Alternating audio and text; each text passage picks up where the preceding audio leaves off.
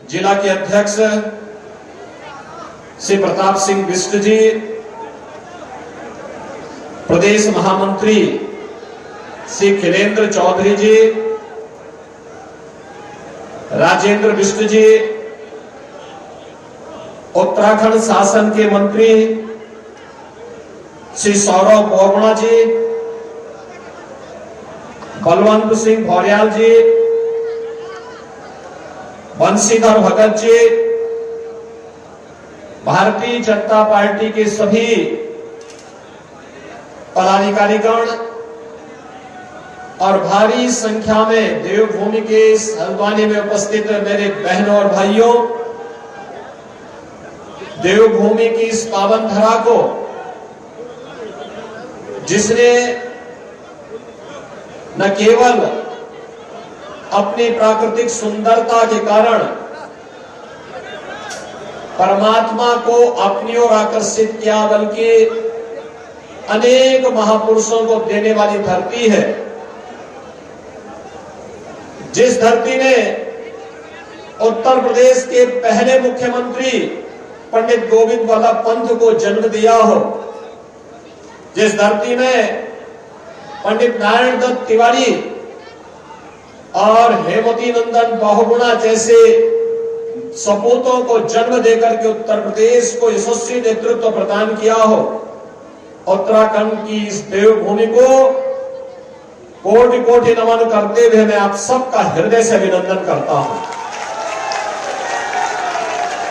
बहनों और भाइयों, आज बैसाखी का भी पावन पर्व है और बैसाखी के साथ ही खालसा पंथ की स्थापना का दिवस भी है। आज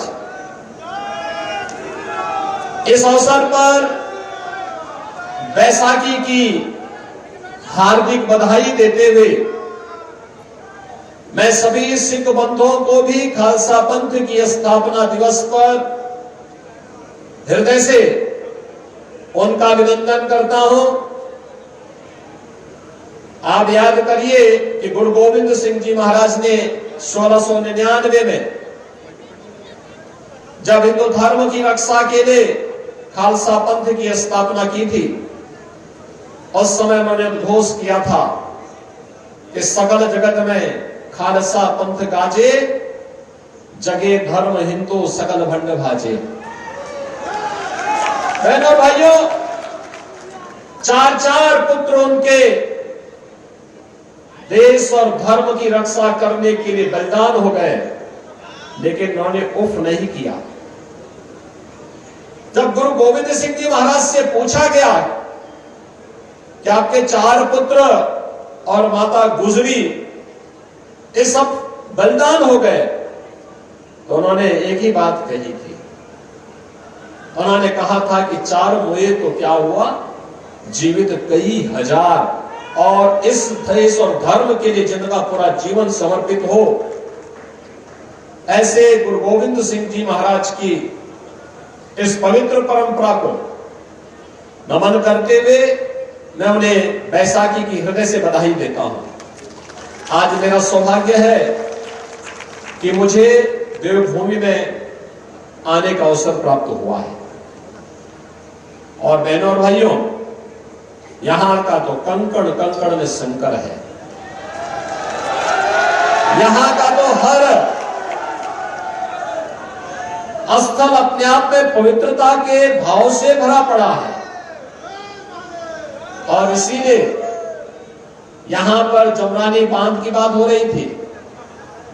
मुझे याद है जब माननीय श्री धामी जी यहाँ के मुख्यमंत्री बने, उन्होंने मुझे बताया कि ये समस्याएं हैं। मैंने कहा एक दिन आप आ जाइए, और आए। मैंने कहा जितनी समस्याएं उत्तराखंड उत्तर प्रदेश की वर्षों से चली आ रही हैं, इन सब का एक झटके में समाधान निकाल दो। और उसी समय सारी समस्याओं का समाधान हो गया। भारतीय जनता पार्टी समस्या नहीं, इस समाधान पे विश्वास करती है। और बहनों भाइयों, हम दोनों ने मिलकर के सारी की सारी समस्याओं का समाधान कर दिया। इस समस्या का नाम तो कांग्रेस है, जिसने जीवन भर देश को समस्या दी। ये देश के विभाजन की त्रासदी हो, आतंकवाद की समस्या हो, नक्सलवाद की समस्या हो, जातिवाद की समस्या हो, भ्रष्टाचार की समस्या हो, अलगाववाद की समस्या हो, ये सभी समस्याएं कांग्रेस की देन है। और कांग्रेस ने इतनी समस्याएं दे दी कि उसके समाधान के लिए देश को मोदी जी जैसा यशस्वी नेतृत्व मिला और 10 वर्ष में हम सब ने बदलते हुए भारत को देखा है।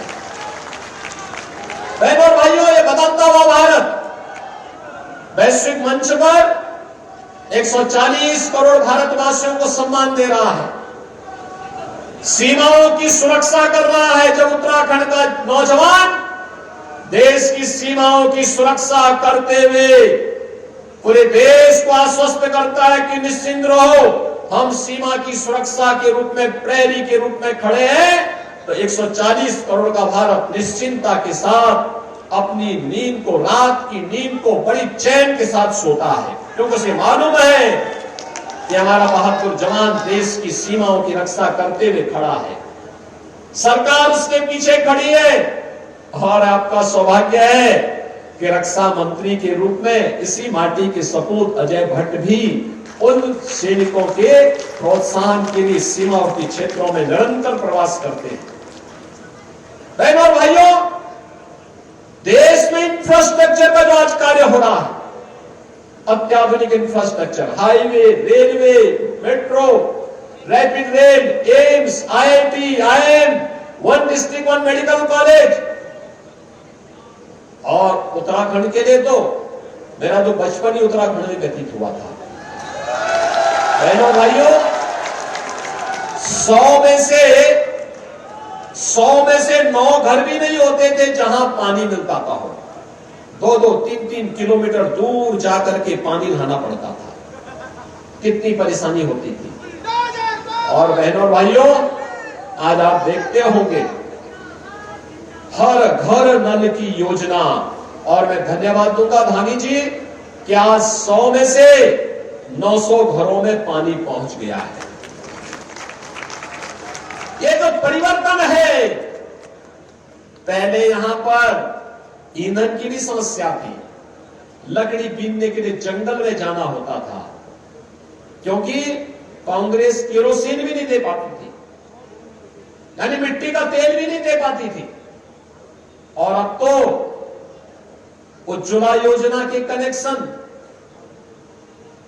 जिनके पास नहीं थे फ्री में कनेक्शन, जितना रसोई गैस आपको चाहिए उतनी मिल रही है, कोई समस्या नहीं। समाधान का रास्ता ये निकाल दिया है मोदी जी ने, तो चाहे वह गरीब कल्याण का कार्य हो, चाहे वे विकास के कार्य हो, चाहे वह आस्था का सम्मान हो, और चाहे वह राष्ट्रीय सुरक्षा और संप्रभुता की बात हो। For more such videos, subscribe to the NewsX YouTube channel, hit the bell icon.